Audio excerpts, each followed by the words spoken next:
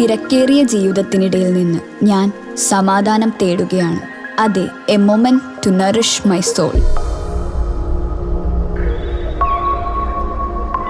ആരോഗ്യത്തിനൊപ്പം സൗന്ദര്യവും.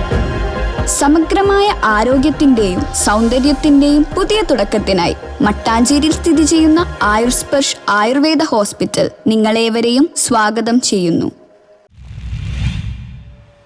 Pallippuram Saint Mary's ഹൈസ്കൂളിൽ പൂർവ്വ വിദ്യാർത്ഥി ഗുരുജന സംഗമം സംഘടിപ്പിച്ചു.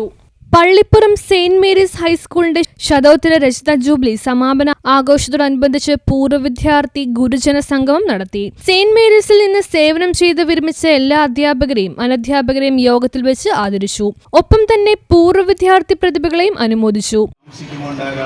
പല അസൗകര്യങ്ങളും ഒഴിവാകാൻ വേണ്ടി, പെട്ടെന്നുള്ള സൗകര്യങ്ങളും സുഖങ്ങളും ലഭിക്കാൻ വേണ്ടി ഗ്രാമങ്ങളിൽ നിന്ന് നഗരങ്ങളിലേക്കുള്ള ഒരു കുടിപെയർപ്പാണ് നമ്മൾ കാണുന്നത്.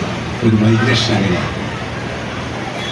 പക്ഷെ എൻ്റെ മനസ്സിൽ, എൻ്റെ മാത്രമല്ല എൻ്റെ ഭാര്യയുടെയും മനസ്സിൽ, ഞങ്ങൾ രണ്ടുപേരും വന്ന് ഹൈക്കോടതിയിൽ അഭിഭാഷകനായി ജോലി ചെയ്യുകയാണ്, പ്രാക്ടീസ് ചെയ്യുകയാണ്. അപ്പോൾ നമുക്കൊരു ഗ്രാമജീവിതമല്ലേ കുറച്ചുകൂടി ലളിതവും പ്രകൃതിയുമായി ഇണങ്ങുന്നൊരു ജീവിതം എന്നുള്ള ഒരു തോന്നൽ. അങ്ങനെ നഗരത്തിൻ്റെ വലിയ തിക്കിലും തിരക്കിൽ നിന്നും ഗ്രാമങ്ങളിലെ ജീവിതത്തെപ്പറ്റി അന്വേഷിച്ച് വരുമ്പോഴാണ് ഇന്നിപ്പോൾ ഞങ്ങൾ താമസിക്കുന്ന ഈ പള്ളിപ്പുറം പഞ്ചായത്തിലുള്ള ഒരു സ്ഥലം തിരഞ്ഞെടുത്തത്. അവിടെ ഒരു ചെറിയ വീട് വെച്ചു.